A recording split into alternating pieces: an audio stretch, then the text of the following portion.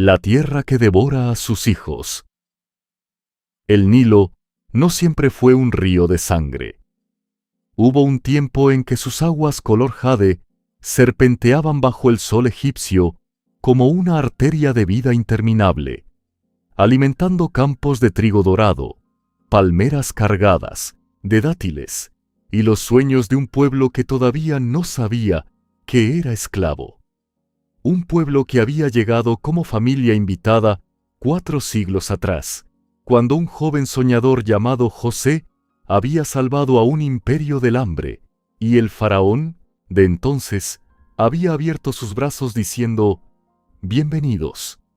Pero los faraones mueren, y el agradecimiento, descubrió Israel, tiene una vida más corta que los hombres. Imagina el amanecer en Gosén, no el amanecer romántico de las postales.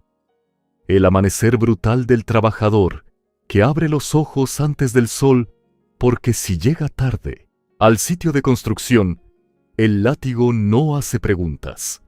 Un amanecer de pies ampollados, espaldas que ya no recuerdan cómo es no doler, manos tan encallecidas que ya no sienten el filo del adobe que cargan desde la madrugada hasta que las estrellas vuelven a aparecer. El polvo de la piedra caliza lo cubre todo. La ropa, el cabello, los pulmones, los sueños. 430 años. La Biblia lo registra con una economía de palabras que duele más que cualquier descripción. Se levantó sobre Egipto un nuevo rey que no conocía a José. Éxodo 1, 8 o 8 palabras, y en esas 8 palabras cabe todo el horror de la historia humana. El momento preciso en que el agradecimiento se olvida, en que el otro deja de ser persona y se convierte en recurso, en que la diferencia se transforma en amenaza. El nuevo faraón miró a los hijos de Israel y vio 2 cosas que lo aterraron: su número y su fortaleza. Y cuando el poder tiene miedo, no razona. ¿Oprime? Primero vinieron los capataces con sus bastones de madera de sicómoro, luego las cuotas imposibles: 1000 ladrillos por día, 2000, sin reducir la paja que los propios esclavos debían recolectar. Luego, la orden a las parteras hebreas, Sifra y Pua, de matar a todo varón recién nacido. 2 mujeres cuyo nombre la historia preservó precisamente porque desobedecieron, porque mintieron al faraón con una audacia serena, porque temieron a Dios más que al trono más poderoso de la tierra conocida. Y cuando las parteras fallaron al faraón, vino la orden final: echad al río a todo hijo que nazca. Y Éxodo 1:22. El Nilo, que era vida, fue convertido en tumba. En una aldea de Gosén, en una casa de adobe, con techo de paja, y paredes que olían a barro húmedo y miedo, una mujer llamada Jocabed miraba a su hijo de 3 meses dormir. Había logrado esconderlo ese tiempo. Vendaba su boca con telas suaves cuando los soldados pasaban. Cantaba en silencio contra su pecho para callar su llanto. Pero el niño crecía. Su voz se hacía más fuerte, y el corazón de una madre comprende, antes que la mente, cuando una situación se vuelve insostenible. Entonces, hizo lo único que puede hacer el amor cuando ya no puede proteger: confiar.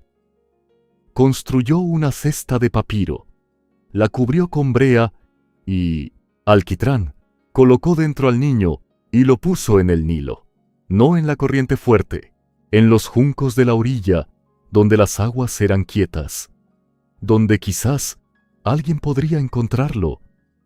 Su hija mayor, Miriam, se quedó a distancia, observando, esperando, con esa mezcla de terror y esperanza que solo conocen los que aman a alguien a quien no pueden salvar con sus propias manos. La hija del faraón bajó al río a bañarse y escuchó el llanto. Lo que sucedió a continuación cambió el curso de la historia humana de una manera que ningún estratega militar habría podido predecir. La princesa de Egipto, a quien la tradición llama Batia, hija de Dios, abrió la cesta, vio al niño y sintió algo que todos los mecanismos del poder de su padre no podían controlar: compasión. Miriam se acercó con la intrepidez de los que no tienen nada que perder. ¿Iré a llamarte una nodriza de las hebreas para que te críe este niño? Y la princesa dijo que sí. Y Jocabed recibió de vuelta a su hijo, ahora con protección real, ahora libre de amamantarlo, de cantarle en hebreo las historias de Abraham y del Dios que prometió, de susurrarle en la oscuridad quién era realmente, a qué pueblo pertenecía, cuál era su nombre verdadero antes de que los egipcios lo llamaran Moisés. El palacio lo formaría como príncipe, su madre lo formaría como israelita, y Dios usaría ambas cosas.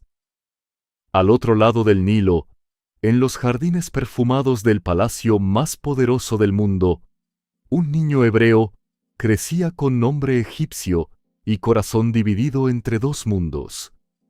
Moisés no sabía todavía que ese desgarro era precisamente la herramienta que Dios necesitaba. Pero el día se acercaba en que vería algo que no podría ignorar, algo que lo obligaría a elegir para siempre quién era realmente. El príncipe que eligió sus cadenas. Hay hombres que nacen en dos mundos y no pertenecen completamente a ninguno. Moisés era uno de ellos. En el palacio de Ramsés, con sus columnas de granito rosa de Asuán que llegaban hasta el cielo, sus suelos de alabastro que reflejaban las antorchas como espejos de fuego, sus muros cubiertos de jeroglíficos que celebraban la inmortalidad del rey. Moisés era príncipe, comía en vajillas de oro. Estudiaba con los sacerdotes de Amón la astronomía, la medicina, las leyes, el arte de la guerra. Era guapo según la tradición, inteligente sin duda, privilegiado de maneras que la mayoría de los seres humanos de su tiempo no podían imaginar. Pero en las noches, cuando el palacio se dormía bajo el calor mediterráneo, Moisés escuchaba algo que los otros príncipes no podían oír: el ritmo sordo y constante de los mazos golpeando piedra, el gemido bajo y colectivo de un pueblo que trabajaba a 12 horas de los jardines perfumados donde él paseaba. El día que todo cambió, Moisés tenía 40 años. Salió. La escritura lo dice de manera sencilla, pero ese verbo contiene una decisión enorme. Pudo no haber salido, pudo haber permanecido en sus aposentos, en sus privilegios, en esa vida cómoda que separa al testigo de la injusticia del cómplice solo por la distancia prudente que mantiene con ella. Pero algo en él, esa voz que su madre había plantado, esa identidad que sobrevivió a todos los años de palacio, lo empujó afuera, y lo que vio lo rompió. Un capataz egipcio golpeaba a un esclavo hebreo. Esta vez el que recibía los golpes era de su sangre. Y algo en Moisés, algo que todavía no sabía nombrar como justicia, pero que era precisamente eso, se encendió, miró a un lado, miró al otro, y mató al egipcio. Al día siguiente, intentó separar a 2 hebreos que peleaban entre sí, y uno de ellos, con esa crueldad inconsciente que a veces ejercen los oprimidos contra sus propios liberadores, le dijo: ¿Quién te ha puesto a ti por príncipe y juez sobre nosotros? ¿Piensas matarme como mataste al egipcio? El secreto estaba expuesto. El faraón lo sabría. Y Moisés, el príncipe, el guerrero, el hijo adoptivo de la realeza, huyó hacia el desierto de Madián. Solo, sin escolta, sin título, sin identidad que le calzara. 40 años de privilegio reducidos a un hombre a pie cruzando la arena. Madián era el fin del mundo conocido para un egipcio. Tierras áridas al este del Golfo de Acaba, donde el sol no negocia y el agua es más valiosa que el oro. Pero, en ese fin del mundo, Moisés encontró lo que no había encontrado en el palacio más lujoso de la tierra. Gente que lo vio simplemente como un hombre. En un pozo, defendió a las hijas del sacerdote Jetro de pastores abusivos. Abrevó sus rebaños y fue invitado a cenar. Jetro le dio a su hija Séfora. Moisés se casó. Tuvo un hijo al que llamó Gersón. Extranjero soy en tierra ajena, porque incluso con familia y hogar, sabía que no pertenecía del todo a ese lugar. Había algo incompleto, algo pendiente, una voz que todavía no había escuchado, pero que sin saberlo, estaba aprendiendo a esperar. 40 años pasó en el desierto cuidando ovejas, el trabajo más humilde concebible para alguien que había estudiado con los mejores sacerdotes de Egipto. 40 años aprendiendo el silencio, la paciencia, la geografía exacta del desierto que más tarde necesitaría conocer como la palma de su mano. Dios no estaba desperdiciando esos años. Dios estaba construyendo algo. Y entonces, en una tarde ordinaria, en la ladera ordinaria de una montaña ordinaria llamada Horeb, Moisés vio algo extraordinario. Una zarza ardía, pero no se consumía. Y Moisés dijo: «Iré yo ahora y veré esta grande visión. ¿Por qué causa la zarza no se quema?». Ese movimiento, iré y veré, es el momento exacto en que comienza el éxodo real. No cuando el mar se partió, no cuando las plagas cayeron, cuando un hombre de 80 años, fracasado según todos los criterios del mundo, decidió acercarse a lo que no entendía en vez de pasar de largo. Y entonces la voz: «Moisés, Moisés». Y Moisés respondió con 2 palabras que la teología ha meditado por siglos: «Heme aquí». La zarza ardía y la voz hablaba. Y lo que Dios estaba a punto de pedirle a este hombre roto, envejecido y lleno de dudas, era tan imposible que Moisés respondería con 5 objeciones seguidas. Pero la segunda de ellas arrancaría de Dios la revelación más profunda de todo el Antiguo Testamento. Un nombre que nadie se había atrevido a preguntar antes, y que cambiaría para siempre la manera en que la humanidad entiende quién es Dios. El nombre que cambia todo. ¿Quién soy yo para que vaya al faraón?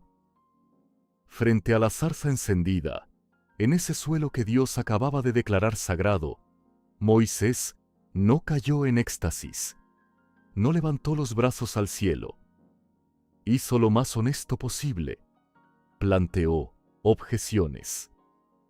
5 veces intentó convencer a Dios de que había cometido un error de casting. Y 5 veces Dios respondió, no con impaciencia, sino con una paciencia que revela algo fundamental. Dios no busca instrumentos perfectos, busca instrumentos disponibles. Pero fue la segunda objeción la que contuvo la revelación más profunda de todo el Antiguo Testamento. Si voy a los hijos de Israel y les digo, el Dios de vuestros padres me ha enviado a vosotros, y ellos me preguntaren, ¿cuál es su nombre?, ¿qué les responderé? Y Dios respondió con 4 letras que ningún judío pronunciaría jamás en voz alta. Yo soy el que soy.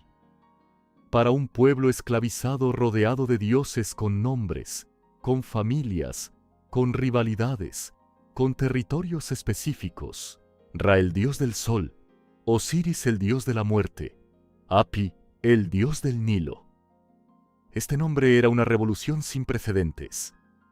El Dios de Israel no era el Dios de un lugar ni de una función, era el ser mismo, el que simplemente es, y ese Dios había escuchado.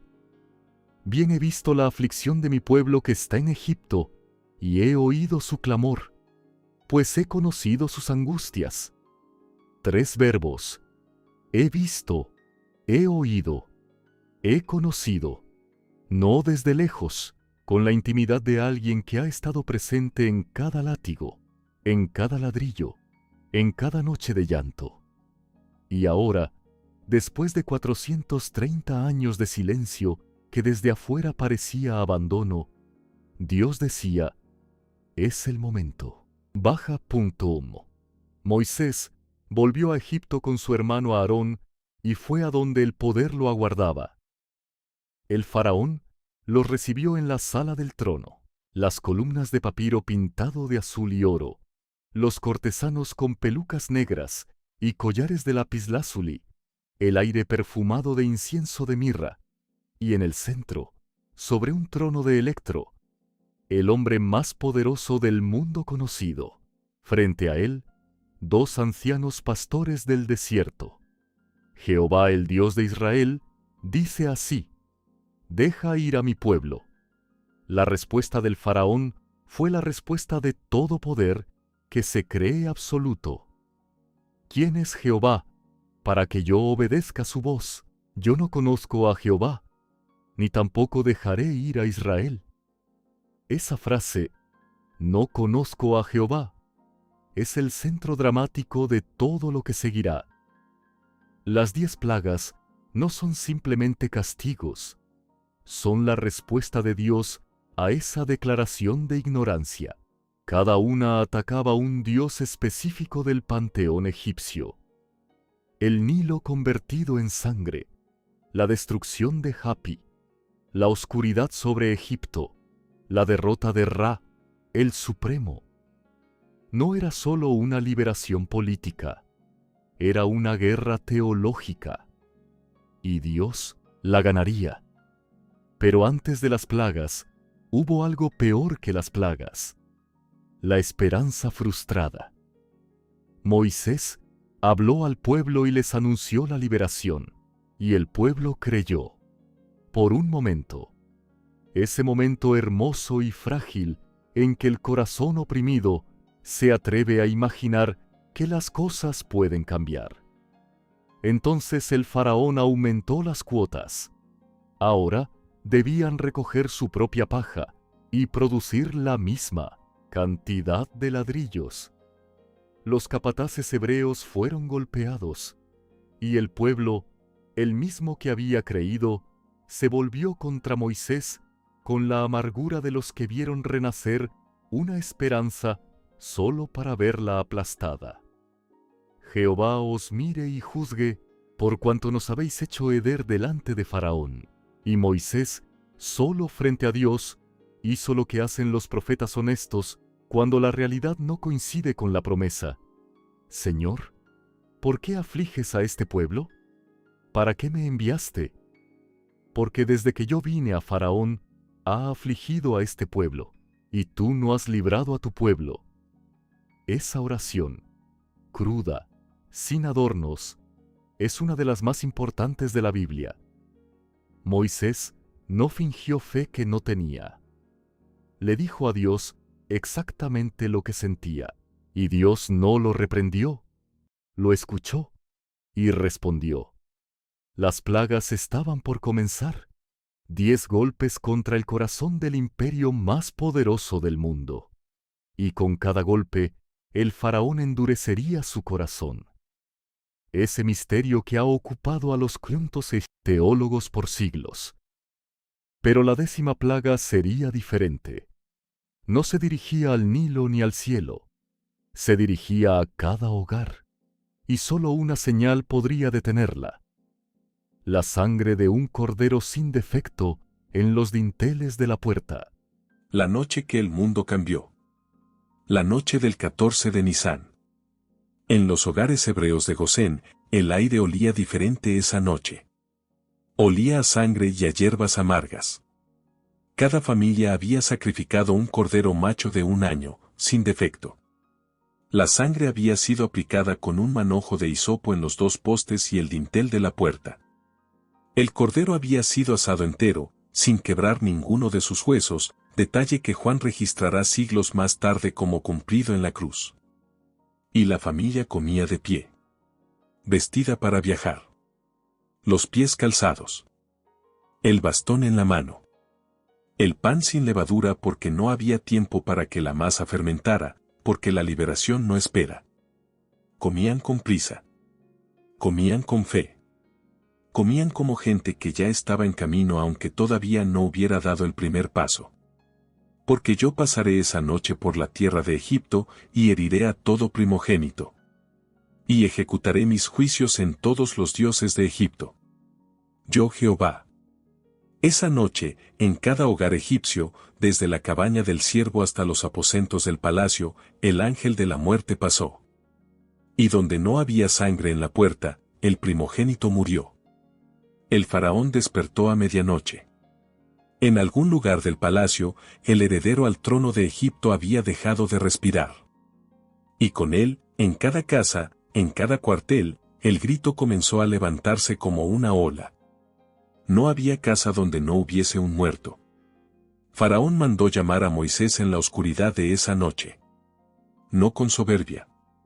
Con el tono de un hombre quebrado que ha perdido lo más precioso, levantaos, salid de en medio de mi pueblo, e id, servid a Jehová, como habéis dicho. Y luego, en un detalle que ningún dramaturgo habría inventado, añadió algo que revela la profundidad de su derrumbe, y bendecime también a mí. El faraón.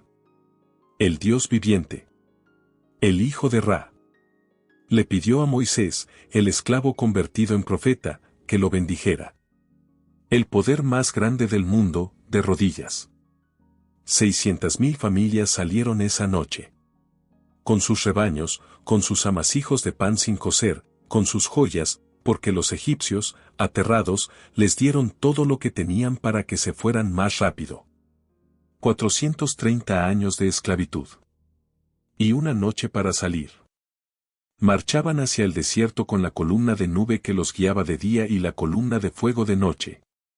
Presencia visible de Dios que los acompañaba no como concepto teológico sino como realidad física que podían ver sus ojos y sentir en la piel. Hasta que llegaron al mar. El ejército de Faraón venía detrás. 600 carros escogidos, el polvo de sus ruedas visible desde kilómetros. El pueblo atrapado entre el agua y el acero hizo lo que hacen los seres humanos cuando el miedo los alcanza, se volvió contra su líder. No había sepulcros en Egipto, ¿qué nos sacaste para que muriésemos en el desierto? Y Moisés respondió con una de las frases más poderosas de toda la Escritura, no temáis, estad firmes, y ved la salvación que Jehová hará hoy con vosotros. Estad firmes. No luchen. No corran. No se rindan. Solo estén presentes para ver lo que Dios va a hacer. Moisés extendió su vara sobre el mar. Y entonces el viento comenzó a soplar. Un viento del este, fuerte, toda la noche. Las aguas se dividieron.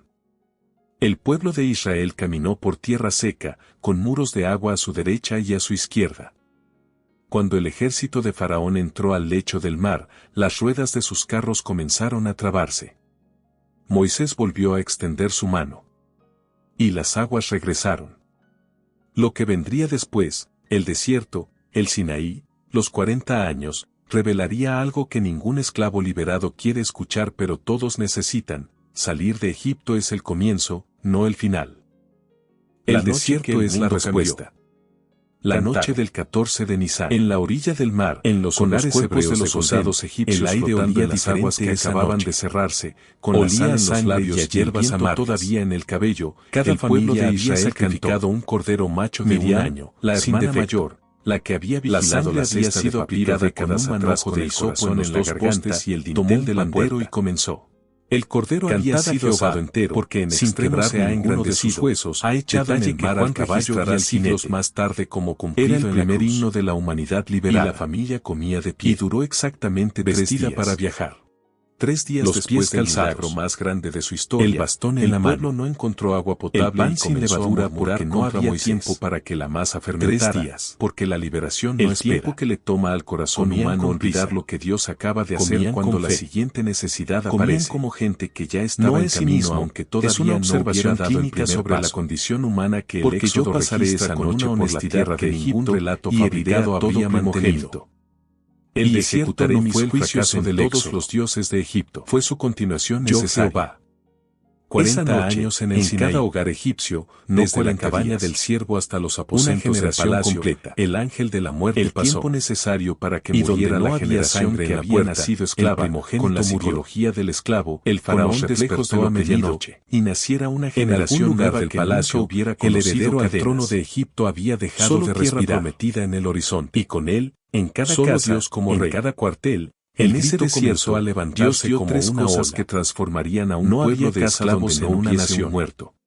El maná, Faraón mandó llamar a Moisés en la oscuridad de esa noche, suficiente para ese día, no con soberbia, sin posibilidad de acumular, con el tono de un hombre que la primera lección de lo más precioso, confía en Dios para el día de hoy en medio de mi pueblo, controlar el mañana, servid a Jehová, la Torá como habéis dicho, la ley no como opresión sino como constitución de un pueblo habría inventado. Añadió algo que revela leyes propias de su obedecen las leyes del amo. También a mí.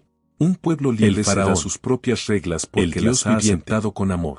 El hijo de Ra. Todo lo que Jehová ha dicho le pidió a Moisés, el esclavo no convertido en profeta, que lo bendijera. La firma de un pacto. El poder más grande del presencia mundo, en el tabernáculo, una tienda de campaña por 600,000 familias que salieron esa noche. Pueblo.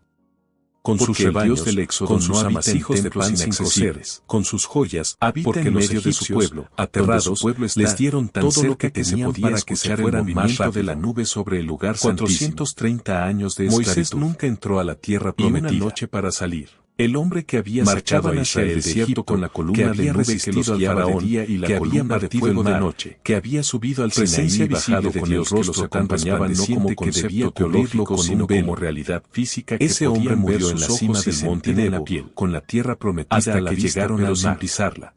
El ejército de Faraón venía detrás. Una sola, 600 carros escogidos, cuando golpeó la de sus ruedas visible desde kilómetros. Un momento de ira. El pueblo atrapado entre el agua y el acero hizo lo que era Dios fue abrumado por las manos de su alcanza, se volvió contra su líder. Allí Moisés, siervo de Jehová, no había en la tierra de Moab, conforme al dicho para que muriésemos en el desierto, y lo enterró en el valle. Y Moisés respondió con una de las frases más poderosas de toda la Escritura: no conoce el lugar de su sepultura, y ved la salvación que Jehová hará hoy con vosotros. Sin testigos. Estad firmes. En un lugar que nadie encontraría jamás. No corran.